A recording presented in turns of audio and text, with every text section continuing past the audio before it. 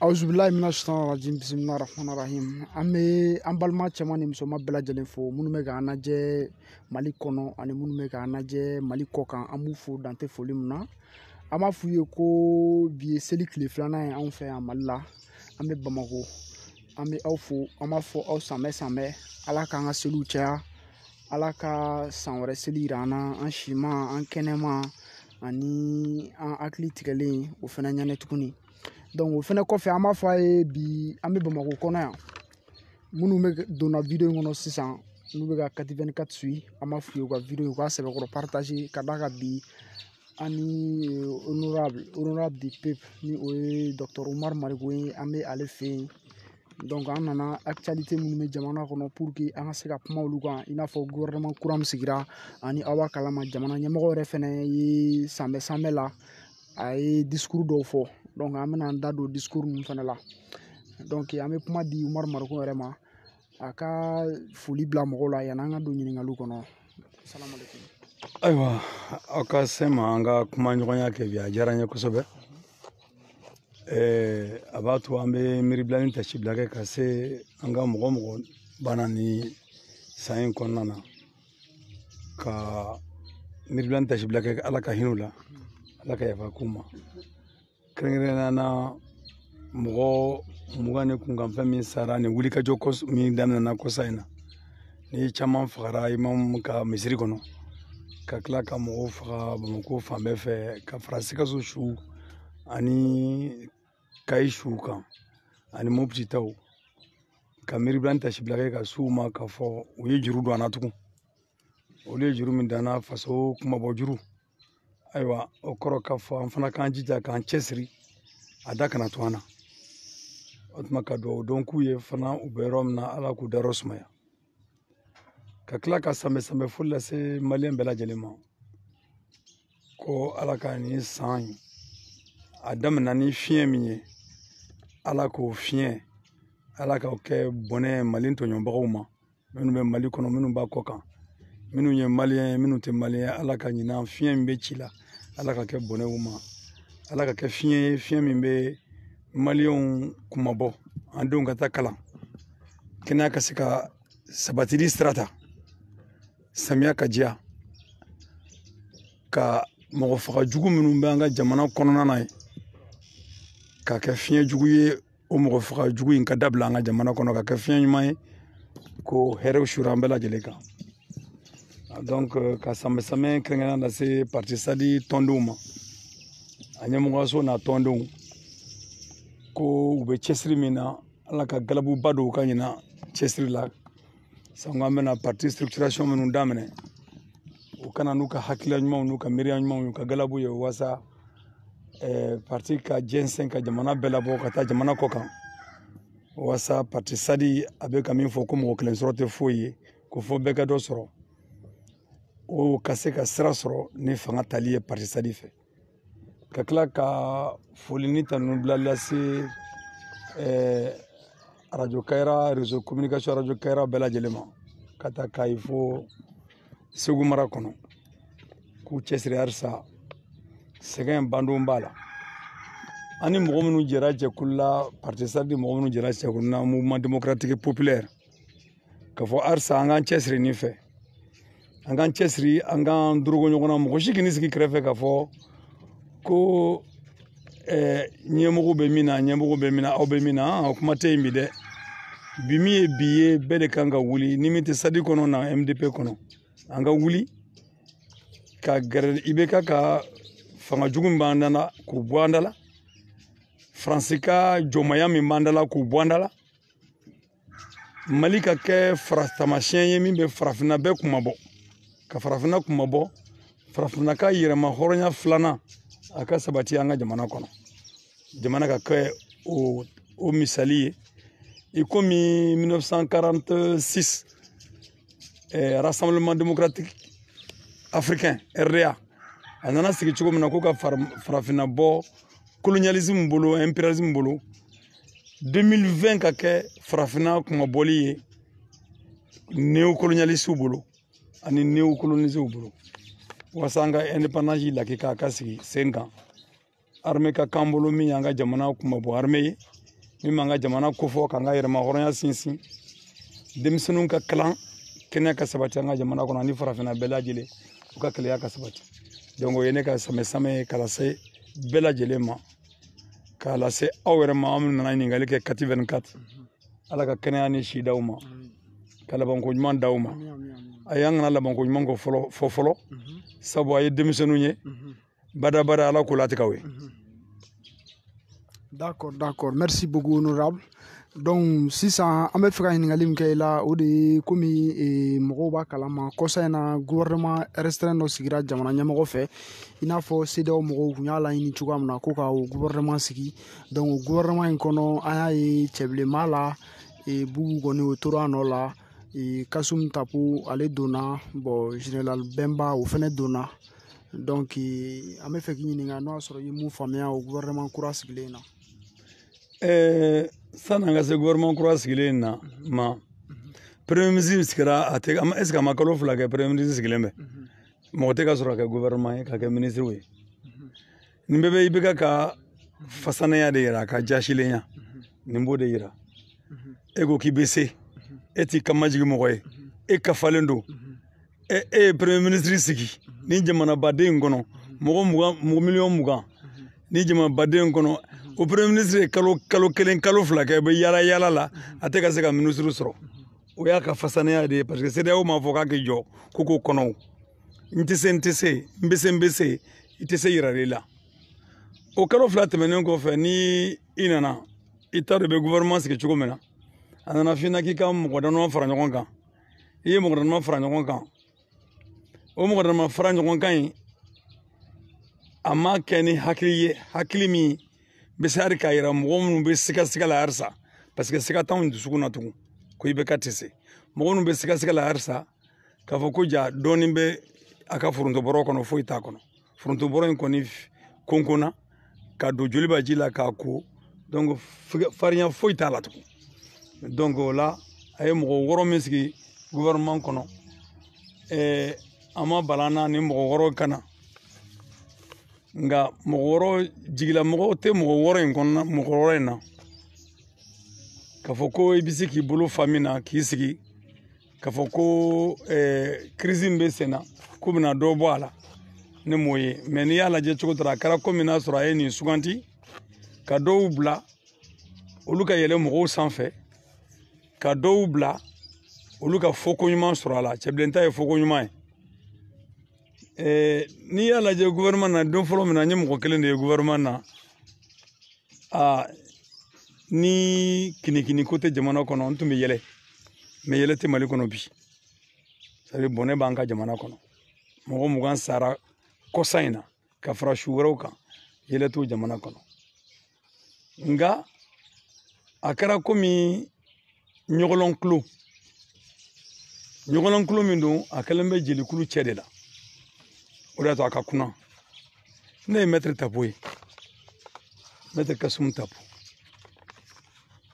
n y'a ye débat dɔ la ani Mutakatali ne ma débat in suivi dɛ n ye yɔrɔnin kelen pe de ta n nana bɛn yɔrɔnin kelen ma parce que maître Tapo ka débat lajɛli kuma lajɛli a tɛ nafa si ɲɛ mɔgɔ ye a tɛ nafa si de ɲɛ mɔgɔ ye n y'a ye kumakan kelen pe bɔra da kɔnɔ n ko nkalon kɔni bɔra tiɲɛ kɔni bɔra nkalon na dɛ a ko CEDEAO tɛ se ka foyi kɛ Mali la a ma fɔ a ko CEDEAO tɛ se ka foyi kɛ Mali la o kɔrɔ ko hali n'a tɛ seko la hali n'a tɛ fɛn dɔn a bɛ ko faamuya a ye ko dɔ faamuya 2012 la an ye baara min siri u n'u ka CEDEAO la Mali kɔnɔ yan Sadi ye baara min siri u n'u ka CEDEAO la Mali kɔnɔ yan u ye leçon dɔɔnin ta o la o de kama maître Tapo sera k'a fɔ bi bɛɛ ɲɛna Mali télévision na u y'a ɲininka ko est ce que ko ni CEDEAO ka ko ma kɛ ko est ce que CEDEAO tɛna ko dɔ kɛ Mali la ko ale ɲɛ tɛ fɛn na CEDEAO bɛ se ka min kɛ Mali la ko CEDEAO tɛ se ka mesure de coercition kɛ Mali kan c'est à dire ka sɛgɛn t'a la boli Mali kan ko CEDEAO tɛ se k'o kɛ tiɲɛ bɔra nkalon da donc o la bɛɛ kan ka o faamuya k'a fɔ CEDEAO tɛ se ka foyi kɛ anw na an ka jamana in na CEDEAO wolola yan de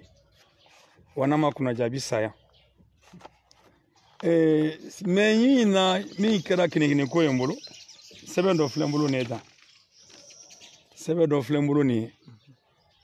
Ni semaine lajɛ nin ye décret dɔ communiqué dɔ de ye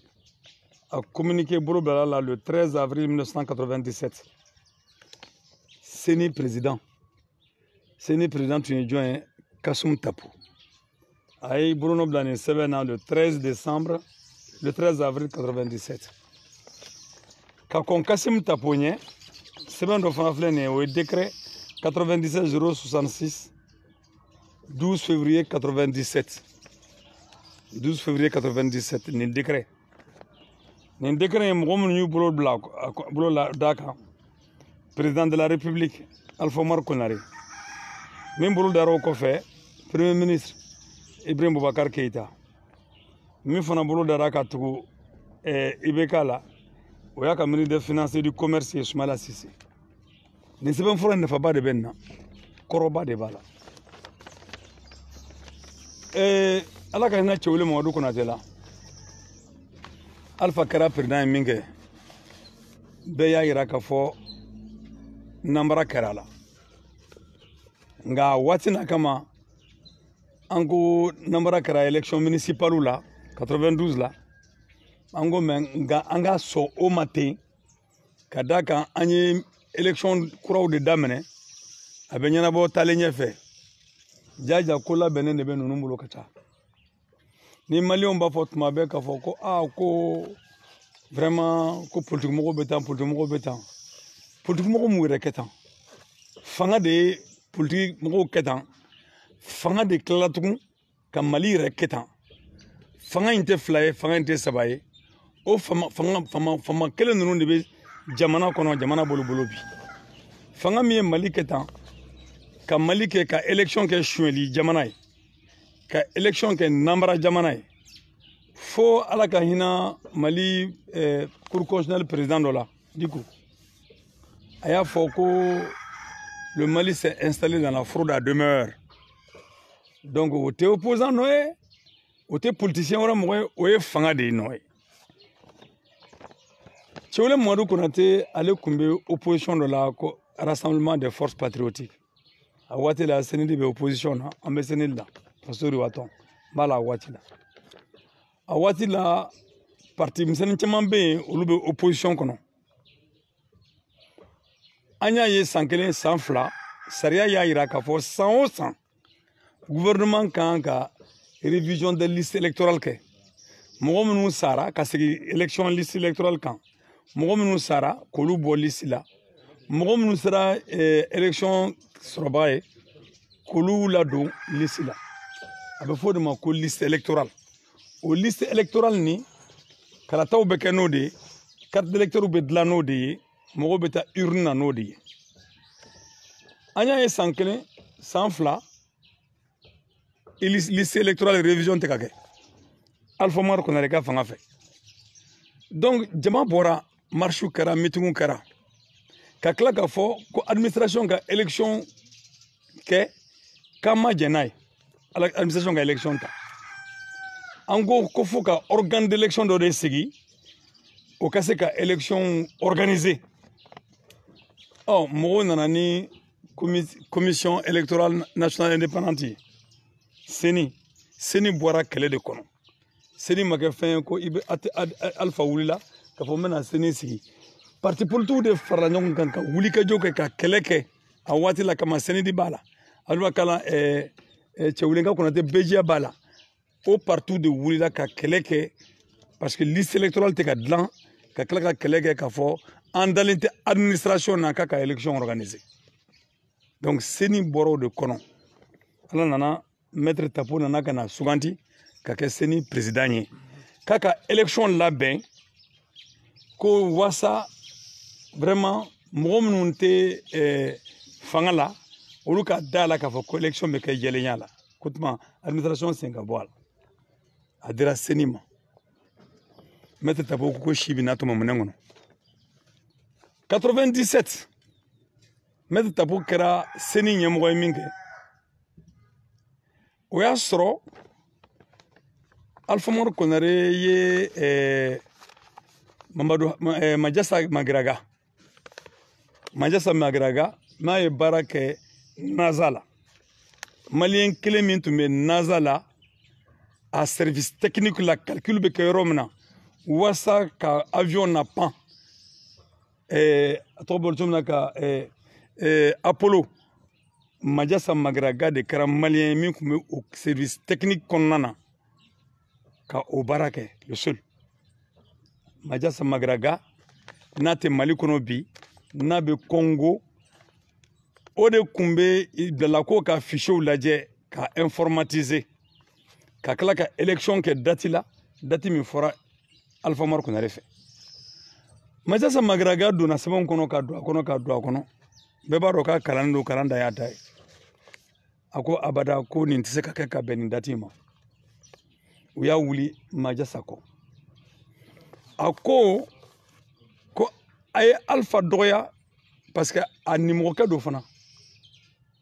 ou bien a burankɛ don a y'a fɔ a ɲɛna k'a fɔ élection tɛ se ka kɛ ale tɛ vaurien ye k'ale b'a kɛ ninnu ka sago la k'a t'a kɛ ale b'a ka jamana de kan donc u ye Majasa talon ka bɔ yen ka taa élection di mɔgɔ wɛrɛ ma hakili u y'a di tata informatique ma Sumala Sise b'o dɔn kosɛbɛ alors donc o la Majasa u y'o bɔ a la o bɔra la min kɛ feerekew commencera ka don élection ko la élection tun bɛ daminɛ maire de fɔlɔ tun bɛ sigi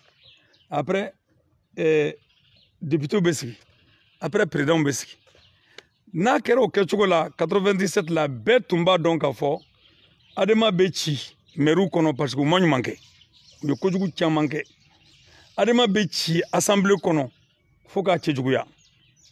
wa président o tun ye Lala ye adama ani Alpha cɛ Alpha sanga tun bɛ adama la Alpha la ka tɛmɛ adama kan sango o waati kɔnɔna na mɔgɔw ɲɛ caman ɲɛ jɔlen tun bɛ Cɛwoli Mamadu Konate la Ala y'a to o tora accident na Ala ka hinɛ a la donc maintenant sisan élection nana ka na wuli o cogo la ko nana ka na gan o cogo la Alpha nana ka na élection législative organiser a y'o labɛn min kɛ maître Tapo ye deliko lamaga mais sani maître Tapo k'a ka deliko lamaga Alpha de ye sɛbɛn dɔ dilan Alpha Umaru Konare a ye sɛbɛn dɔ de dilan décret dɔ de ta o décret in de signena u cɛ saba fɛ o décret in bɛ mun fɔ n b'a kalan tubabukan na mɔgɔ ka tila ka a dalaminɛ bamanankan na décret numéro 97 066 du 12 février 97 régissant les marchés à passer dans le cadre de l'organisation des élections. Le président de la République, vu la Constitution, vu le décret du 22 juillet 1996 portant nomination des membres du gouvernement, statuant en Conseil des ministres, décrète, article 1er, par dérogation aux dispositions du décret du 10 novembre 1995 susvisé, la Commission électorale nationale indépendante est autorisée, dans le cadre de l'organisation des élections, à passer ces marchés par entente directe avec consultation informelle préalable. Article 2. Le présent décret sera enregistré et publié au journal officiel. Bamako, le 12 février 1997, le président de la République, Alpha Umaru Konare, le Premier ministre Ibrahim Boubacar Keïta, le ministre des Finances et du Commerce, Sumala Sise. Donc, ni kɔrɔ ye mun ye ko président y'a jateminɛ k'a fɔ élection senna ko CENI président n'o ye maître Tapo ye ko wari min bɛna d'a ma ko marché public ko n'i ye wari sera marché sera hakɛ dɔ la i ka mɔgɔw wele ka passage ka marchéw di ko k'o bɛɛ bɔ a la ko ni Tapo ni mɔgɔ min sera ka bɛn a kan a bɛ se ka marché d'o ma hali n'a sɔrɔ o bɛ marché sariya sɔsɔ k'ale Alpha k'ale jɛnna n'o marché sariya sɔsɔli ye élection ko la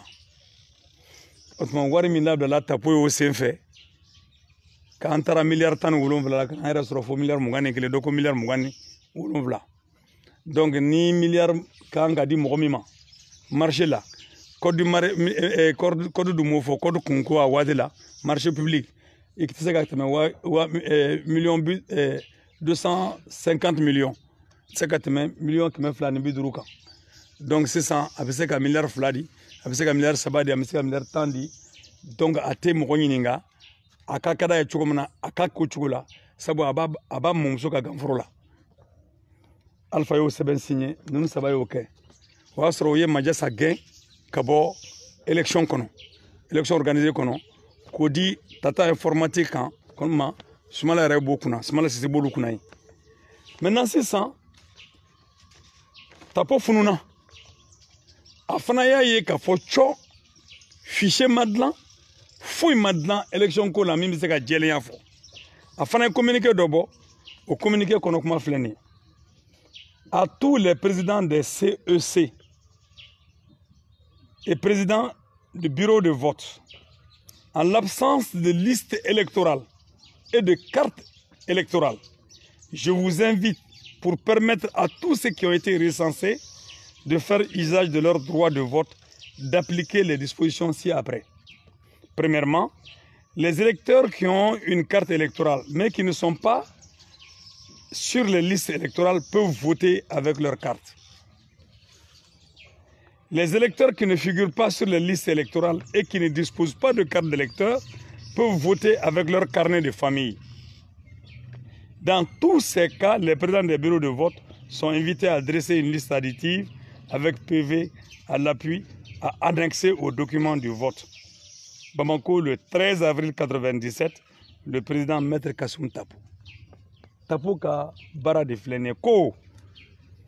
komi ni liste électorale te c'est-à-dire mogo to c'est le liste menate ni carte d'électeur te ka ba ni c'est président fait ani président de bureau de vote fait olu de kumu be sukanti koy ko électeur minu be ni carte tout bolo nous te liste kan fana ko kuto ka vote nu ka carte d'identité ko électeur minnu bɛ yen n'u bɛ liste kan nka carte d'électeur t'u bolo k'u bɛ se ka voter n'u ka carnet de famille o tɛ hali carte d'identité ko kuma tɛ yen o carnet de famille k'a kɛra cogo o cogo président de bureau de vote ani président de bureau de vote k'u ka PV kɛ dɔrɔn k'a fɔ ninnu sɛbɛn votera n'u ka carnet n'u ka fɛn k'o bɛ wasa kɛ ko élection bɛ kɛ donc Tapo ye élection kɛ nin cogo de la. A diyan nga dima wari diyan Alpha Umaru Konare mbe élection ke isago ye Alpha Umaru Konare Tapo ka bara filɛ a ka signature ba kan a ka fɛn bɛɛ filɛ donc maintenant u nana ka na élection législative organisée yɔrɔ min na dɔrɔn fiasco adama de siran kojugu u ye a kɛ pantalon de Moriba ye adama siran kojugu u y'a kɛ pantalon de Moriba ye donc là où il y a que pantalon de Moriba ka choueli ke ka nambara ke comme pas croyable ka sin ka bebla balotage défavorable mangana la wuli mali kara comme ka wuli Alpha ya ke comme asrana ka élection be annulée ko ka se élection ka maintenant ko élection annulée ko ka se élection ka amma se élection législative kan tugunde parce que a kun b'a yɛrɛ de ka président ɲinini nɔfɛ a ye mun kɛ Alpha Sina ten ka élection présidentielle boloda o de waati la collectif dɔ sigira sen kan ko collectif des partis politiques des partis politiques de l'opposition et mouvement b'o fɔ k'an sinsin o kan parce que karabu dɔ kɛra o kopo in fana kɔnɔna na ka M nin bɔ yen ka to kopo la collectif des partis politiques et opposition et mouvement tun ye jɔn ye o tun ye mouvement Sadi ye parce que a waati la Sadi tun ma kɛ parti ye fɔlɔ parce que u y'a ye Sadi bɛ wuli ye ni kɛlɛ in daminɛ comme d'habitude k'a sɔrɔ hali u m'a daminɛ parti minnu tun bɛ taa vote la an k'an ye mouvement politique ye an tɛ taa élection na mais démocratie ko ka taa ni sira min ye Alpha tɛ ka démocratie sira kɛ parti tun ko non ko k'a to tan ko mɔgɔ kana fɛn fɔ Alpha ka fanga ma ko parce que ko Alpha a nege tɛ mɔgɔ si la tugun Adama nege tɛ mɔgɔ si la tugun u bɛna élection gagner parti Sadi ko aw bɛna élection gagner tɛ dɛ élection ka kɛ a hakɛ kɔnɔna na mouvement Sadi plutôt o y'a sɔrɔ an tɛ parti ye fɔlɔ a ka kɛ hakɛ kɔnɔna na anw ye démocrate de ye an b'o kɛlɛli la u taara élection na min kɛ nin cogoya in na tan Alpha y'u ɲɛ ko ka yɛlɛn sanfɛ donc Alpha laban nana u ye kopo sigi sen kan au collectif des partis politiques de l'opposition et mouvement Mali bɛɛ wulila ka jɔ tuma min na a kɛr'u kɔnɔ sa o parti ninnu ɲɛna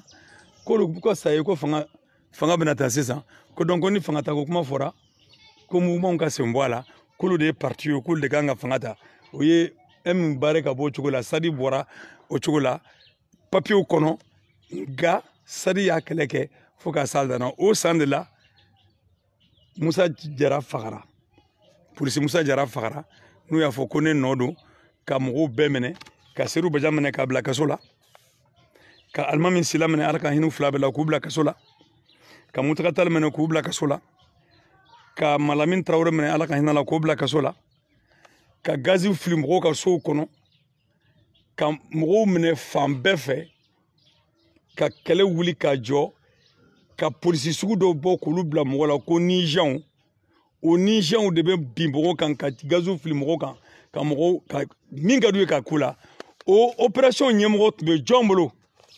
o tun bɛ Ibrahim Boubacar Keïta de bolo comme premier ministre ani Ala ka hinɛ Sara Samakɛ la min dara radio Kayira kan o la u ye radio Kayira k'a datugu Alpha fɛ kunɲɔgɔn kelen mɔgɔw de wulila min kɛ o y'a to u y'a kɛ kunɲɔgɔn kelen radio Kayira mɔgɔw bugɔli tɛ u ma min da o kan ka radio Kayira k'a lajaba a bɛ fan fan fɛ ka tila tugun o waati kɔnɔ mɔgɔ min tun ye sécurité d'état la o tun ye Sumelu Bubɛ Mayiga ye u bɛ ekɔlidenw minɛ parce que ani ekɔlidenw ka kɛlɛ kolo sera ɲɔgɔn na u b'olu minɛ u b'olu datugu kaso la u ye ekɔliso datugu u bɛ taa n'u ye min minɛ ko f'olu k'a fɔ ko Umaru Mariko de y'u bila coup d'état la donc nin kɛra maître Tapo ka bolonɔ ani n ye mɔgɔ minnu fɔ Ibrahim Boubacar Keïta ka bolonɔ o tuma Ibrahim Boubacar Keïta ale bɛ papiyew signé ka di Sada ma Sada bɛ polisiw bila mɔgɔw la k'u gosi k'u lajaba ka dɔw minɛ ka t'olu bila kaso la Alpha sigilen bɛ a bɛ k'i nin bɛɛ lajɛ a nisɔndiyalen maître Tapo bɛ ka a wuguba k'a suɲɛ a ka d'a ye cogo min na Sumale Bubɛ Mayiga ale bɛ mɔgɔw don mɔgɔw cɛla ka mɔgɔw yɔrɔ ɲini ka mɔgɔw d'u ma ninnu ye démocratie kɛ tan de ni Mali ka démocratie nagasira k'a nagasi a jubaju filɛ nin ye kaburu kɛra élection sanuma ma kɛ Mali kɔnɔ tugun kaburu kɛra élection sanuma ma kɛ Mali kɔnɔ tugun kaburu kɛra ani élection ka kɛ ko mɔgɔ ka taa i diinɛ ni nɔgɔ na ka taa voter Alpha y'a ɲagami IBK y'a ferege Kassim Tapo y'a duru dɛrɛ Sumelu Bubɛ Mayiga a y'a ferege u k'a kɛ tan de donc o la n'o maître Tapo nana bi ko kana kɛ ministre de la justice ye a b'a ka ko kɔrɔ kunna k'a bɛna kɛ jɔn ka ministre de la justice ye premier ministre min ye mɔgɔw lajaba n'o kɛra président ye bi ko maître Tapo bɛna ko o ka ministre de la justice ye bɛɛ b'a dɔn ko fila don san'an ka se o ko fila ma nin kɔfɛ diɲɛ bɛɛ ye Alpha ka fanga jalaki o y'a sɔrɔ international socialiste fanga b'a la olu bɛ a kɔfɛ u bɛ k'a dɛmɛ Ala barika la fana an fana dɛmɛbaga minnu bɛ fara jamanaw kan fo ka taa se Américain jamana kan bɛɛ ko tiɲɛ yɛrɛ la nin ma bɛn o de sen fɛ élection minɛna CENI la ka na direction de l'élection générale des élections sigi ka na fan dɔ di administration territoriale ma ka san dɔ di directeur direction générale des élections ma wa mɔgɔ min kɛra sababu ye ka élection labɛnni k'a minɛ ka bɔ CENI la Kassim Tapo ka ko kolon de y'a minɛ CENI la n'o tɛ CENI de tun bɛ élection organisée a kun fɔra k'o de ka kɛ Kassim Tapo ka tiɲɛni de filɛ nin ye a tɛ se ka min sɔsɔ hali a da tɛ se ka sigisigi min kuma fɔli la a b'i makunde bon o tuma IBK a bɛ taa n'an ye min a bɛ taa n'an ye a ka sira kɔrɔ de kan donc maintenant sisan fɛn fila n'o nana kɛ ministre ye fɛn fila de don fɛn fɔlɔ ye mun ye ko mɔgɔ minnu ye kasi kɛ ko ka fɛɛrɛ ɲini olu la ko mɔgɔ minnu sara kuma tɛ fɔ dɛ o kuma n'u ye kasi ko kuma fɔ siɲɛ 5 u bɛ sɔrɔ ka mɔgɔw salen ko kuma fɔ siɲɛ 1 parce que olu ma maliyɛn filɛ foyi ye ni fɛn tɛ fɛn n'i tɛ maliyɛn na olu bolo maliyɛn ani lidokisɛ a bɛɛ ye kelen ye n ye nin faga n ye nin ta a banna maliyɛn fara fu fara maliyɛn bɛ maɲumako la o tɛ lajɛ olu ma maliyɛn filɛ foyi ye n'a bɛ fɛn ɲa olu ye o de y'a to mali ka d'u ye maliyɛnw man d'u ye donc o la Kassim Tapo k'a nana ko kana wuli bagabagakanw ye a bɛna don mali jugew kan k'olu ka wuli ko ka don ko mɔgɔ minnu ye kasi kɛ ko k'olu nɔ minɛ bɛɛ y'a yira k'a fɔ ko Forsati ye fagali kɛ o ma dogo mɔgɔ si la o Forsati ye fagali kɛ o tuma qui a donné l'ordre de tirer qui a fait ceci Bubu Sise yɛrɛ bɔra n'a kuma ye k'a fɔ n b'a fɛ k'a dɔn ku min na a ye ninnu labɔ a y'u labɔ cogo jumɛn na parce que a b'a dɔn Bubu b'a dɔn ko Forsati tɛ se ka bɔ a man kan tɛ ka bɔ ka maintien d'ordre la o tuma Bubu ko kun jumɛn na a ye ninnu labɔ o tuma o kɔrɔ ko Bubu sɔnna k'u bɔra est-ce que u ka bɔli a bɔli cogo a dagada sariya la wa donc Bubu y'a yira k'a fɔ a dagama daga sariya la donc Kassim Tapo da ma maga o la a da tɛ se ka maga o la a da magara min na ko kasi mais a bɛ ka da kasi ko kuma min fɔ o tɛ o a b'a fɛ an ka taa négociation sira de kan a y'an to yen a y'a nin a kɛ tan a nin bɛ tan a b'a fɛ ka taga o de kan mais min yɛrɛ ye koba ye sariya baara tiɲɛni minnu kɛra sɔrɔsiw ka minɛn minnu surfacturation kɛra ka sɔrɔsi minɛn minnu san o surfacturation ani fanga yɛrɛ ye kolon minnu kɛ ani magistrat ba dɔw ye tiɲɛniba minnu kɛ o magistrat ninnu k'olu ta k'olu bila jɔyɔrɔ la olu da bɛ fiɲɛ tigɛ yɔrɔ min na olu ka maliyɛnw bɛɛ bagabaga k'i sɛnɛ maliyɛnw kan i bɛ ka taa n'a ka sira ye Kassim Tapo nacogo de filɛ bon n'u o la u ye maliyɛnw bɛɛ poussé k'a bɛɛ bila Manasa la nin tɛ siɲɛ fɔlɔ ye k'a fɔ dɛ n ko Manasa ye ciden de ye Manasa ka dɔgɔ nin ko in na ko tigiba ye mɔgɔ min ye o ye Bill Boubacar Ba de Boubacar Bill o de ye ko tigiba ye o ye ministère administration territoriale de ye merci bien cogo jumɛn na ministère administration territoriale bɛɛ y'a dɔn ko élection surunyana min kɛ olu de ye sous-préfet ani préfet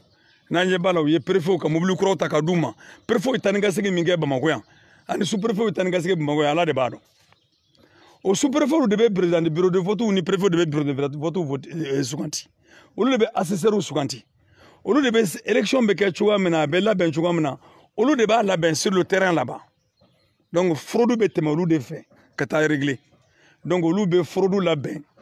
olu mana fraude labɛn ni min bɔra o fraude kɔnɔ sisan o tuma o nanbara kɔnɔ n'o yuruguru kɔnɔ sisan o de bɛ cɛ ka na di Manasa ma k'a fɔ Manasa ɲɛna bon i janto nin taabolo in na ale fana b'a tigɛ a ka d'a ye cogo min na a b'a tigɛ o cogo la donc mɔgɔw y'u ɲɛsin Manasa ma k'a sɔrɔ Bill Boubacar Ba a ko durudɛrɛyɔrɔ y'o de ye Manasa y'a ye k'a fɔ c'est à dire que ale b'a mɔ Manasa b'a dɛlɛbɛ o y'a kɛ ten de e b'a mɔ ne b'a dɛlɛbɛ ale b'a mɔ k'a di Manasa b'a a labɛn k'a bila donc mɔgɔ min don u y'o Ibrahim Boubacar Ba ta ka da k'a ye tiɲɛni min kɛ a kana tɔ dilan ka taa n'a ye k'a tɔ la dilan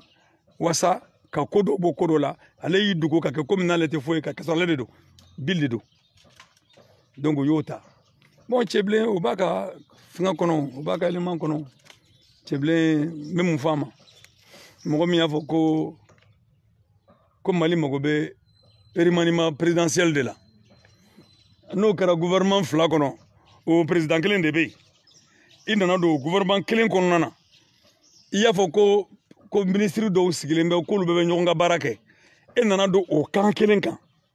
o ministrew tonnenw nɔ la yen i ko ministre cayara o ministre camanba in e donn'o kan i kila tun kana fɔ ko ka président yɛlɛma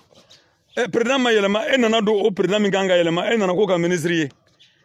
fo i don do président assemblée fɛngɛ kɔnɔ gouvernement kɔnɔ don min na o président y'i lajɛ ka fude bɔ i la ka se i ka danbe ma k'i la fu diɲɛ bɛɛ ɲɛna e ma se ne bɛ cɛbilen min dɔn e ma se ka wuli k'i ka minɛnw cɛ ka bɔ e tora o ministeriya la o gouvernement nana ka na ci e nana ka na tugun ka na do au gouvernement kelen na tugun au gouvernement restreint na tugun tiɲɛnikɛlaw ka gouvernement e ko k'e patriote k'e bɛ jamana dɛmɛ jamana tɛ faso fa tiɲɛ ni tɛ se k'a tiɲɛnikɛlaw bali kana fara u kan u ka tiɲɛni kɔnɔ k'i bɛ mɔgɔw la sunɔgɔ ko wasa olu k'a fɔ e b'a kɔnɔ e kɔni faso bɛ kanu na mali b'u kaso na maliyɛnw kanu na mɛ maliyɛndenw t'u kanu na ni maliyɛndenw b'u kanu na ale tun tɛ kɛ nin kɔnɔna na dafe n bɛ dɔ fɔ la wa dafe BDM dafe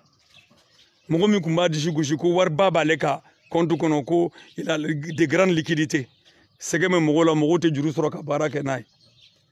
o de bɛ n'i jɔ k'ale bɛ kɛ an ka ministère financier b'u bɛ sɔn ale ka taga in kɛ parce que u bɛ se ka ɲɔgɔn kɔfɛlaw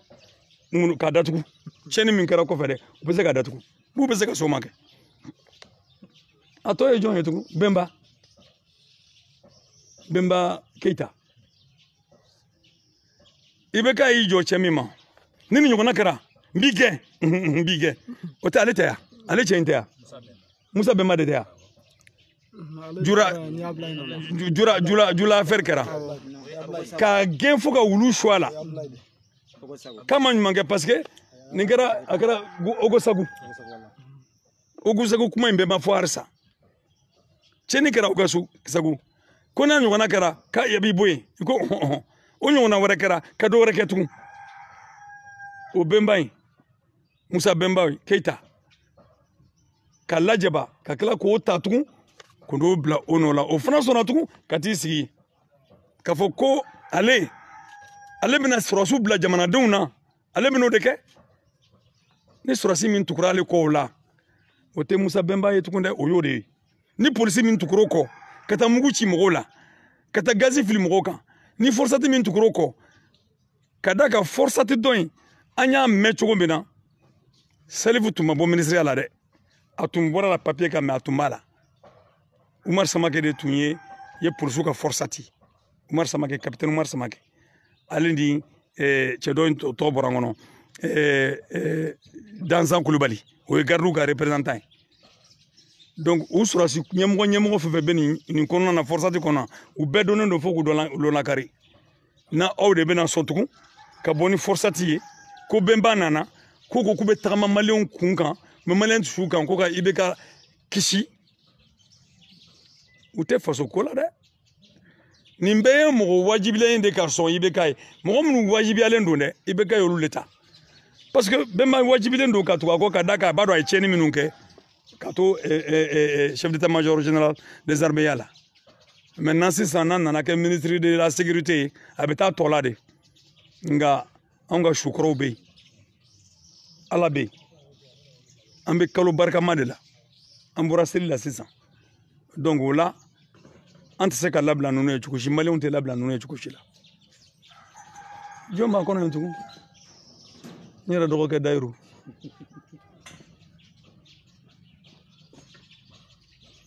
n bɛ tɛmɛ Dayiru kan n bɛ tɛmɛ dɔgɔkɛ kan ka da kan ale ye sɔrɔsi de ye n bɛ jamana kumabɔ cogo min na o de b'a kɔnɔ o de b'ale kɔnɔ n bɛ dan dɔgɔkɛ ka yɔrɔ la ye donc nin gouvernement restreint min sigira tan a dafa cogo u bɛna ye n'u sera ka fasoden ɲuman min sɔrɔ ko bɛ taa fara olu kan nin kɔnɔ ko ka gouvernement sigi an tɛ n'o fɔ ɲɔgɔn ɲɛna donc vraiment tun b'a fɛ ka min fɔ gouvernement restreint ko in na ani élection ferekeli Mali kɔnɔ a daminɛna cogo min na ka na se bi ma maliyɛnw ka fara ka fɔ an bɛɛ nɔ don an bɛɛ nɔ tɛ dɛ an bɛɛ nɔ tɛ an k'a dɔn fana k'a fɔ nin ko in tiɲɛni bɔra yɔrɔ min na bɛɛ ka se k'a dɔn ka faamuya donc o de tun bɛ n fɛ ka fɔ o yɔrɔnin na. d'accord o yɔrɔ la an y'a ye fɛnɛ jamana ɲɛmɔgɔ sanbɛ mun kɛra seli yɛrɛ la a tilalen seli la a ye sanbɛ min kɛ a ko kumaw kɔnɔna la a y'a jira k'a fɔ ko nul n'a le droit d'empêcher les Maliens ko c'est-à-dire ko sariya tɛ maa si bolo ka Maliens bali u ka taa ni ka segin na ko ale bɛ jamanadenw bɛɛ de kama k'ale bɛ yen ko ka jamana sariya ko ka appliquer ko l'État va s'assumer ko l'État s'assumera donc ko mɔgɔ minnu bɛ fɛ ka mɔgɔw labɔ Bamako yan ko l'État va s'assumer donc a y'o laseli ninnu kɛ a ye bagabagaw caman k'a kɔnɔ donc an bɛ fɛ k'i ɲininka n'o y'a sɔrɔ i ye mun faamuya jamana ɲɛmɔgɔw ka o laseliw la. kabiri ɲɛ IBK bɛ don min na a tɛ se dɔwɛrɛ la bagabaga kɔ kabiri ɲɛ ye don min na ka baara bɛ premier ministre ya la ni y'a ye kabiri ɲɛ dɔn don min na ale kɔni hakili la ale ye maliyɛn bɛɛ kelen-kelen ta ka bin na k'a bɛ bɔ k'i sen na kan kan. C'est un tonneau vide qui fait du bruit. Kabrinya est dominant, ale kɔni bɛ mɔgɔ bagabaga de la. L'État va s'assumer, l'État va s'assumer. Est-ce que lui peut s'assumer à Farako? A ka taa Farako kɛ Segu kɔfɛla la dɔrɔn a bɛ se ka s'assumer. Ale bɛ se k'i s'assumer Mopti a ka taga. Ale bɛ se ka wuli bi l'État va s'assumer. Ale bɛ se ka wuli bi ka avion ta comme ta Kidal. N'a ma permission ɲini i présidentɔ ale b'i assumer ni mun ye? C'est-à-dire que mɔgɔ kan ka maloya kuma dɔw fɔli la quoi. Ale bɛ se ka taa yɔrɔ jumɛn na bi jamana in yɔrɔ jumɛn na bi n'a ma i sara mɔgɔ wɛrɛ la mɔgɔ kan k'i kunkolo bugu yɔrɔ min na n'i y'i kunkolo kɔrɔta ka fɛn fɔ yɔrɔ la i ka dɔn caman bɛ k'i lajɛ caman bɛ ka yɛlɛ i ma fɛn bɛ ka yɛlɛ i ma ayiwa État ka assumer kɛ maliyɛnw yɛrɛ b'u assumer Ala yɛrɛ b'a assumer o kɔni o jɛlen don bɛɛ k'i assumer mɔgɔ minnu bɛ désobéissance civile la min fɔra i tɛ taa yɔrɔ la o mais n'ale ye mɔgɔw de labɛn komi u bɛ mɔgɔw labɛn cogo min na u ye mugu ci mɔgɔw la aéroport sara la cogo min na Amadu Dambele u ye mugu ci a la aéroport sara la donc n'o de y'u ka assumeli ye u ka taa fɛ donc IBK encore une fois nin b'a yira dɔrɔn k'a fɔ halisa ko min bɛ jamana kɔnɔ a ma faamuyali foyi sɔrɔ mais a tɛ se ka faamuyali sɔrɔ parce que ale tɛ yan ko dilanna a tɛ yan fɛn dilanna n'a bɛ yan fɛn dilanna État min assumer pharmacien ma taa faga ka pharmacie kɔnɔ o don an kɔrɔ ka taa mugu ci a la ka bɔnɛ ka bɔ an la don o don mugu bɛ ci mɔgɔw la Bamakɔ yan i sera k'i assumer mun na don o don dugu kuturu bɛ ka raser k'a bɛɛ bɔn k'a bɛɛ faga mɔgɔw tonnen bɛ garabali kɔnɔ mɔgɔ minnu bɔra Mali kɔnɔ ka na kɛ réfugié Mali kɔnɔ aw delila ka IBK siɲɛ kelen don kelen garabali kɔnɔ a taara a tɛ se ka taa yen o olu ɲugun b'a la e b'i assumer mais mɔgɔ minnu sara hali o kinikini kisɛ kelen ma k'a la k'ale b'a assumer bon donc vraiment IBK ta ye faute mɔgɔ ban ye quoi c'est-à-dire que a tɛ fɔ ka ban i bɛ dɔ fɔ dɔ bɛ bɔ i bɛ dɔ bɛ bɔ tiɲɛ yɛrɛ la ka kuma IBK ko yɛrɛ la nɛgɛ yɛrɛ tɛ ne la tugun yɛrɛ sabu a sera yɔrɔ min na sisan a kɛra vraiment c'est insipide c'est fade goût t'a la quoi donc n'a ko a b'i assumer a ka taa n'a ye a k'i assumer ni assumeli bɔra min fɛ an bɛɛ tɛna o ye wa a k'i assumer c'est lui qui a quelque chose à perdre d'autres on n'a rien à perdre dans la vie allez c'est lui qui a quelque chose à perdre parce que allez à tout c'est lui qui a quelque chose à perdre. Les Maliens n'ont plus rien à perdre que leur chaîne d'esclavage. C'est ce que les Maliens ont à perdre. D'accord, honorable. An bɛ fɛ ka mun dɔn sisan laɲini min bɛ sen na yalima o de ye halisa président ka taga ou bien premier ministre de ka taa. Laɲini bɛ sen na président ka taa. Mɔgɔ caman bɛ ka min fɔ fo n'o ye kuma kɔrɔ ye Mamudu Diko ka kuma la dɛ fo n'o ye kuma kura don dɛ ne kɔni bɛ min kalama Mamudu Diko ko IBK ka taa parce que waati min na Mamudu Diko k'a bɛ se k'a kɔ c'est à dire IBK t'a dɛmɛbaga dɔn quoi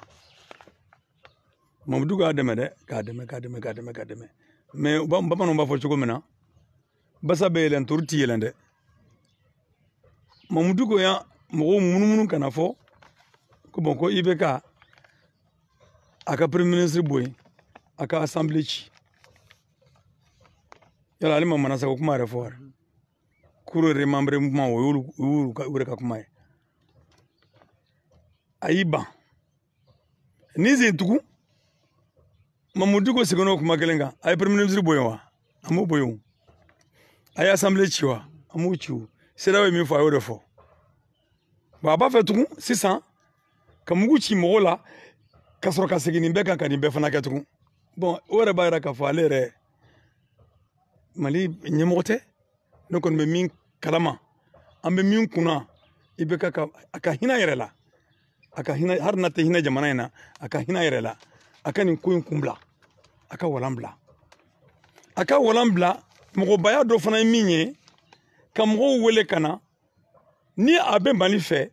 k'a fɔ tiɲɛ yɛrɛ la ne b'a fɛ ka walan sɛmɛ an ka lajɛ an ni ɲɔgɔn cɛ parce que n tɛ se ka baara kɛ tugun an b'a sɛmɛ cogo min na an ka bɛn a kan n ka bɔ n ka dabila o ye mɔgɔbaya dɔ ye mɔgɔw démissionnera diɲɛ in kɔnɔ olu ka girin dɛ olu tɔgɔ b'a kɔ mais n'ale bɔra fanga la nin cogo la tan walima n'ale wajibira cogo la ka démissionner wallahi a bɛ tunu Mali tariku kɔnɔ komi masa caman tununa cogo min na tariku kɔnɔ ou bien a bɛ kɛ Monsieur Ibrahim Boubacar Keïta a laissé dans l'histoire un détestable souvenir to kuma bila an ka min fɔ an ka masakɛba dɔ kɔ ka sɔrɔ o to yen n t'a fɛ k'a tɔgɔ fɔ parce que n t'a fɛ ka phrase in d'a la Ibrahim Boubacar Keïta a laissé dans l'histoire un détestable souvenir a b'o sira de kan ala k'a dɛmɛ o sira la parce que i b'a sɔrɔ o de y'a dakan ye. Honorable an ka kulun o surunyara cɛncɛn kan donc an bɛ fɛ k'a dɔn sisan kumakan laban min b'i bolo ka di maliyɛndenw ma minnu bɛ kɔnɔ ani minnu bɛ kɛnɛ ma. mais n bɛ profiter ka kuma in kan ka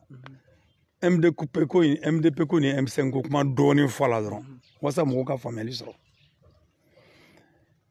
M5 nana cogo jumɛn na MDP ye mun ye walasa mɔgɔw ka faamuyali sɔrɔ parce que kɛlɛ bɛ yɔrɔ min na an bɛnnen bɛ k'an bɛ baara min kunna mɔgɔw k'o fana dɔn. Bɛɛ b'a kalama 2018 élection lafura an bɛ taa ni élection lafuli ye élection lafura min kɛ kɛlɛ wulila présidentielle ko don kɛlɛ nana ka na wuli partout nana ka na fara ɲɔgɔn kan dɔw bɛ COFOP kɔnɔ dɔw bɛ FSD kɔnɔ diinɛ association kɔnɔ wulila ni saba nana fara ɲɔgɔn kan kumaw ma kɛ kelen ye kumaw ma kɛ kelen ye min kɛ o taara wolo mun na ko Bube ka walan bila Bube gɛnna ka bɔ premier ministeriya la Bube bɔra premier ministeriya la min kɛ ko ka mun kɛ hakilinaw cɛrila anw ko an kana don gouvernement na o ye Sadi ka kuma ye an kana don gouvernement na an k'a to an ye dialogue min ɲini k'an b'a wajibi k'i b'a ka fanga kan o dialogue in sigikafɔ in u k'o dilan n'u ye sigikafɔ dilan n'o banna tuma min na ni kumakan min bɔra sigikafɔ kɔnɔna na an ka jɛ an bɛ gouvernement bɛ se ka sigi o kan de kan a bɛ f'o ma ko gouvernement d'union nationale o kɔrɔ ko kuma min bɔra sigikafɔ kɔnɔ o kuma de bɛna latigɛ sisan gouvernement fɛ o tuma a tɛ kɛ i bɛ kɛ dɔrɔn ka gouvernement ye tugun a bɛ kɛ bɛnkan dɔ ye anw parti ko ten Sadi o waati la n ko donc anw tɛ se ka don gouvernement na nin kan in kan parti dɔw ko ani association dɔw ko non non non k'an ka don gouvernement na ko n'an ma don gouvernement na k'u tɛna dialogue in kɛ an ko la n'u ma dialogue kɛ an b'a kan ka taga o an b'a wajibiw ma walima an bɛ fanga bila wajibi bɛ k'a yɛrɛ ma ko non non non ko fo an ka don gouvernement na ko tuma k'an bɛ ko caman kɛ nka parti caman donna gouvernement na ni hakilina min ye n ka 2023 préparé o de ye jamana in tiɲɛ sɛgɛyɔrɔ fana ye o n ka 2023 préparé n ka 2023 préparé e ma 2020 ɲagami fɔlɔ ɲɛnabɔ fɔlɔ e bɛ 2023 kuma la a kɛra komi 2012 ta Gawo nana ko ayi ko 2012 ko i bɛ ka ATT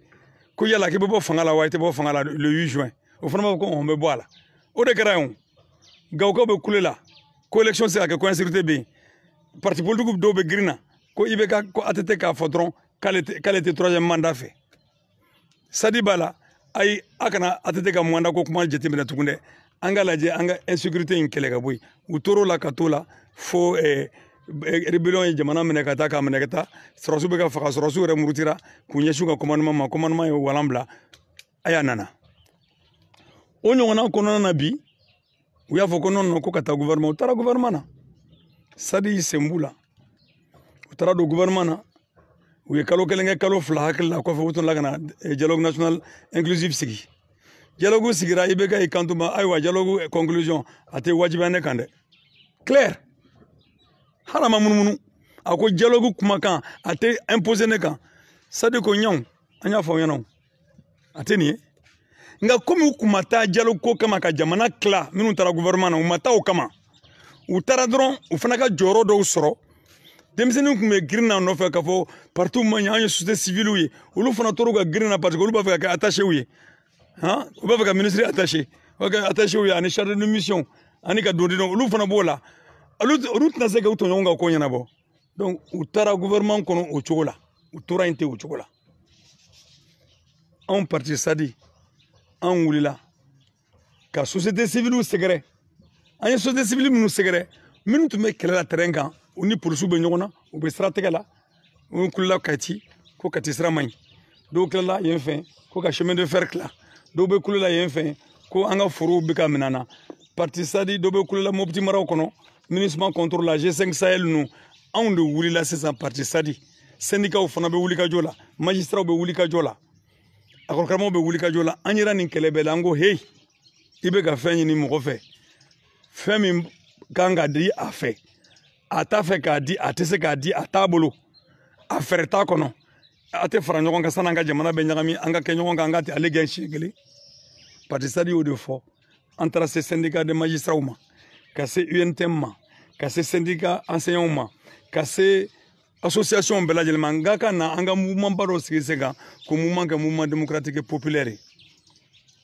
o kuma kelen ni bɛɛ ma sɔn o ma kabiri kunu fo bi o kuma kelen bɛ n da tugun ka ɲɛsin o ni mɔgɔ kelenw ma tugun walasa an ka jamana ka kalan parce que gɛlɛya min ka kisi parce que jamana gɛlɛya min bɛ yen bi mɔgɔ caman de hakili la n'i bɛ ka bɔra yen jamana bɛ fereke a bɛɛ bɛ tiɲɛ siɲɛ kelen a bɛ wuli walasa k'o nkalontigiya a tɛ se ka bɛn fo baarakɛlaw de ka wuli i komi namasa danga mɔgɔ ninnu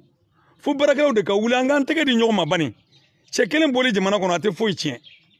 a n'a ka kilan bɔli jamana kɔnɔ o tɛ foyi tiɲɛ min ka gɛlɛn ka jamana bɔ a ka taabolo jugu in na ka ɲɛsin taabolo min ma min bɛ jamana yɛrɛ lajɛ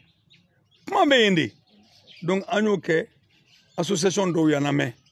i komi yɛrɛwolotɔn MINUSMA dégage i komi foulard rouge olu caman y'an lamɛn i komi les routiers transporteurs baw sotaramatigiw olu y'an lamɛn o de tɔgɔ kɛra ko mouvement démocratique et populaire MDP o MDP in mouvement démocratique et populaire a ye mun fɔ ko an b'a fɛ ka fara ɲɔgɔn kan kɛ ni mɔgɔ minnu ye minnu ko IBK ko jamana gɛlɛya in bɛ yɔrɔ min na bi k'a ni IBK tɛ se ka foyi da ɲɔgɔn na ko bɛ bɛn tugun aucun réaménagement n'est possible a ko n'o bɔra yen an k'a fɔ ka fɔ Mali problème ye IBK ye n'a ma walan sɛmɛ an tɛ tila a sabanan ye min ye Faransi ka daga kolon ta ka bɔ an da la donc MDP y'o de fara ɲɔgɔn kan ka bɔli saba kɛ bɔli sabanan Macron dimina Macron ko a ka président bɛɛ wele ka na k'u ka s'ale fɛ sans G5 Sahel k'u ka taa k'ale tɛ se ka jɛ n'a ye k'u ka jamanadenw ka wuli k'ale ma fɛn anw de ye Macron ladimiw anw de y'a lawuliw o ma dogo mɔgɔ la a kɛra 10 janvier 2020 kɔnɔna na donc an tora o kɛlɛ la min kɛ an commencera ka sira minɛ c'est à dire que ni ko an ka sira minɛ jama commencera ka bugun n'an ye halisa an bɛ syndicat nɔfɛ hali bi an b'u nɔfɛ jamana ko de don sisan i yɛrɛ kelen ka ko tɛ tugun dɛ ne ka jɔyɔrɔ ne ka place ko ne ka dɔ ka fara ne ka sɔrɔ kan ne ka o kuma tɛ yen tugun dɛ min bɛ yen jamana in bɛ kisi cogo min na an bɛ nin yɔrɔba kɔnɔ donc an y'o kɛ u nana ka na élection feere sen na élection feerekɛra min kɛ mouvement carila mɔgɔw taar'u ka élection kɛ ka na donc komi IBK ka baara ye min ye ka n'a fɔra problème dɔ kun bɔra yan u bɛ problème dɔ fara o kan tugun u bɛ dɔ créer yan fɛ i ka ɲinɛ nin kɔ k'i ɲɛsin nin ma bon a bɛna kɛ yɔrɔ min na a bɛɛ bɛna fara ɲɔgɔn kan n'a bɛ fara ɲɔgɔn kan tuma jama bɛ caya ale yɛrɛ de bɛ ka jama caya o IBK yɛrɛ de bɛ k'an dɛmɛ ka jama caya ka fara a kan a yɛrɛ contrôle la kɔni donc an taara o de baara la o jama de farala ɲɔgɔn kan sisan o farala ɲɔgɔn kan sisan élection bannen kɔfɛ an bɛ fɛɛrɛ ɲini na ni nin kumakan kelen ye foyi tɛ se ka labɛn ni IBK ye tugun a ka fanga bila Faransi ka i bolo bɔ anw kan na donc an b'o o kuma kɔnɔna na an bɔra mun kama kalama association dɔw ani parti dɔw u taara fara ɲɔgɔn kan ka taa mouvement dɔ sigi sen kan ko ensemble Mali kura olu y'o sigi sen kan semasi kun bɛ yen ka ban n'o ye Mamudu Diko ka hakilinaw fasabaga ye o semasi wulila ka taa se EMK ma FSD kun bɛ yen ka se FSD ma o ma se anw ma k'olu fara ɲɔgɔn kan k'a fɔ ko mɔgɔ sabajɛ ko Troika o mɔgɔ sabajɛ in y'o fara ɲɔgɔn kan olu de wulila sisan an b'an ka baara la ka mouvement lancer ko bɛɛ ka fara ɲɔgɔn kan juin kalo tile 5 ko ka meeting ba dɔ kɛ ko ka IBK ka taa MDP y'i sigi k'i hakili jagabɔ mɔgɔw bɛ ka bolili kɛ fan bɛɛ ni mouvement tɛ se ka fɔ kɔ dɛ Mariko nin tɛ se ka fɔ kɔ dɛ nin man ka fɔ kɔ faso ko de ye nin ye a ye mankan min b'aw ni ɲɔgɔn cɛ a y'o mankan misɛnninw dabila a y'a kɛ tan a y'a kɛ tan a y'a kɛ tan ka ɲinɛ fo ka ɲinɛ ka fɔ se ma k'an ma nin ko in sigi tuma mais anw ka ko don an ko bon anw de ye nin kuma fɔlɔ fɔ anw de wulila nin ko kɛlɛ kama anw se ka fɔ ko parce que anw y'a kuma daminɛ anw ma nin jamana bɔ ko mɔgɔ wɛrɛ nana ka na kuma fɔ ka fɔ k'anw b'an kɔ don la an ko non an sigira de ko IBK ka taa donc n'o y'an sigi kun ye an fana nana ka na fara o kan an ka jɛ an ka cɛla ta M5 bolo de la meeting kɛra yɔrɔ min na mɔgɔ saba minnu ye meeting fara ɲɔgɔn kan olu taar'u fara ɲɔgɔn kan k'a fɔ ko mouvement du 5 juin rassemblement des forces patriotiques M5 sigir'o de kan mais an nana kɔnɔ ni mun ye u ko IBK ka taa u ko an nana n'o ye anw ye hɔrɔnw de an mana kuma min fɔ an tɛ b'o kan MDP b'o o kuma de kan MDP b'a kɔnɔ o de kan o la u ye comité stratégique sigi sen kan comité stratégique min sigira sen kan ko bɛɛ k'i ka mɔgɔ bila ka taa an ye mɔgɔ min bila ka taa o kɛra Adama Ben Jara ye o de b'anw représenter MDP kɔnɔ an ka musow fana bɛ ka muso tɔn kɔnɔna na Funɛ Kulubali bɛ yen Aminata Fofana bɛ yen Madame Keita ninnu bɛ yen donc halisa an bɛ ka an y'a ɲini u fɛ cogo min na u ka ouverture kɛ kow ka sɛbɛntiya kosɛbɛ M5 kɔnɔ mais an bɛ weleweleka de bila maliyɛnw ye IBK ka taa nka fanga taabolo ka yɛlɛma o ye anw ni caman danfara ye caman taabolo ka yɛlɛma Faransi ka hɛrɛ k'anw kan ten anw k'a yira k'a fɔ an bɔra mɔgɔbaw la n'an taara bɔ mɔgɔba la k'an dalen don la munna an bɛ kasi Faransi nɔfɛ munna an bɛ kasi Amɛrikɛnw nɔfɛ munna an bɛ kasi mɔgɔ wɛrɛw nɔfɛ n'an ni mɔgɔ bɛnna ko ka jɛ ka baara kɛ o y'a sɔrɔ anw de y'u wele ka na i ka tama filɛ nin ye anw yɛrɛ ka tama ni tila filɛ an bɛna n'o de kan ye mais kana ni kan ye ten dɔrɔn k'a fɔ ko e bɛ s'anw na e ka bon n'anw ye mɔgɔ si tɛ s'an na mɔgɔ si ma bon n'anw ye wa an man bon ni mɔgɔ ye an tɛ se mɔgɔ la an bɛ mɔgɔya de ɲinina ka kɛ mɔgɔw ye a bɛ fɔ min ma ko coopération an b'o de nɔfɛ donc mouvement démocratique populaire bi min ye bi ye parti sadi de ye parti y'a kɔnɔ association 25 b'a kɔnɔ wa a dayɛlɛlen don halisa a dayɛlɛlen don tɔnw kana bani ka na MDP fa ka tɛmɛ nin kan an ka hakilijagabɔw kɛ IBK mana taga a kɔ ye mun ye mun kan ka kɛ an k'o baara labɛn parce que anw fana tɛ kɛlɛ kɛ a baara tugun k'a fɔ k'u ka taa nabiri kɔmɔ la ko min kɛra na 91 an y'o fɔ an na o kɛra an y'o fɔ 97 élection ɲagamina cogo min na ka na jamana bila nin taabolo in kɔnɔna na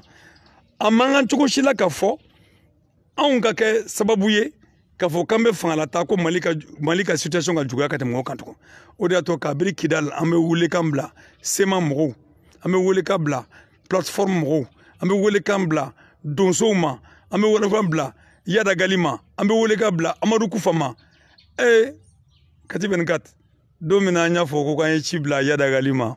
k'an ye welekan bila Amadu Kufa ma yɛlɛ kɛra an ma dɛ an dɔgɔyara dɛ an ma fiyɛra dɛ nka u ka dialogue national inclusif ye mun fɔ u ye mun fɔ an ka fara sa anw sɛgɛnnen don jeli kɛnɛ tɛgɛ de la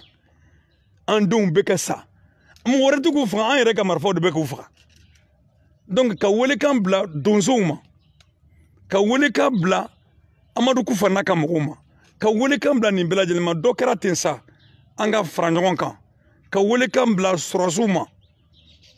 an ka ɲɔgɔn najɛ jamana kɔnɔ ni nin bɛɛ farala ɲɔgɔn kan ɲɔgɔn najɛ jamana kɔnɔ est ce que an bɛ se ka dɛsɛ an ka su kɔnte n'an ye su kɔnte an ɲɛŋɛ an n'a dɔn k'a fɔ n'an ye ɲuman kɛ n'an ma ɲuman kɛ mais nin y'an sɔrɔ yɔrɔ min na ni bɔnɛjugu bɔra yɔrɔ min na foyi wɛrɛ tɛ mara kɛ kojuguya de don o mara cɛkojuguya sun dɔ a sun dɔ o ye 97 ye maître Tapo ye min kɛ donc jamana cila don maître Tapo ni mɔgɔ ye nin kɛ ka sedusiw sɔsɔ n'o ye minnu y'u yɛrɛ ni di 91 la ko ni fanga bɛ yɛlɛma jamana kɔnɔ k'a ka kɛ élection ye mɔgɔ minnu nana ka na jamanadenw bali o élection kɛ ko ɲuman na olu de ye jamana in ci jamana cibaga dɔw filɛ nin n y'a dɔw tɔgɔ fɔ nin ye sisan a tɔw bɛ kɔfɛ ala barika la an na se k'o lase mɛ mɔgɔ juguya t'an kɔnɔ mɔgɔ juguya t'an kɔnɔ mɔgɔ fili sunukun t'an bolo mɛ jugu fili sunukun b'an bolo n'an ma jugu fili ka mɔgɔ fili dabila an tɛna se ka jamana jɔ cogo si la o tuma maître Tapo Dafe Musa Bemba Cɛbilen Bubu Sise aw bɛ ko min kunna nin man ɲi dɛ wa a tɛ ɲa fana a ye segin aw kɔ a ka sɔn ka aw yɛrɛ bila aw hakɛ kɔnɔ a y'aw yɛrɛ bila aw ka minɛnw kɔnɔ a kana aw yɛrɛ bila minɛn kɔnɔ a tɛ se ka minɛn min fa nka aw b'o baara de la alors donc n bɛ bɔ kuma la k'aw fo hakili la nin tun ye n ka kuma laban ye k'aw fo ka waleɲuman dɔn ala ka san yɛrɛ caya ala ka sebaaya di faso jamaw ma wa faso jama bɛ sebaaya sɔrɔ fana la lutte continue. Okay. Merci beaucoup honorable donc an balimaw an b'aw fo dante foli min na an b'a fɔ a ye nin kun ye an ye honorable du peuple ni kun ye an y'ale fɛ yen nɔ le député du peuple ni ale ye Umaru Marigo ye donc a tun bɛ k'an suit san Mali kɔnɔ ani Mali kɛnɛma donc an b'aw fo dante foli min na an b'a fɔ a ye vidéo ninnu a k'u partager pour que bɛɛ bɛ se k'u sɔrɔ cogoya min na mɔgɔw minnu bɛ ligne kan il faut maximum de partage pour que nin kuma ninnu parce que Marigo ninnu ye icônes de don histoire de don c'est-à-dire c'est les histoires vivantes donc minnu bɛ an kɔrɔ yan a tɛ ka a kɛra minnu yɛrɛ ɲɛna Maliko kɛra minnu yɛrɛ ɲɛna olu de bɛ k'a ɲɛfɔ tantɔ donc an tɛ se ka fɛn fara olu ta kan an b'aw fo an b'a fɔ a ye hakɛto b'a kan wa salam.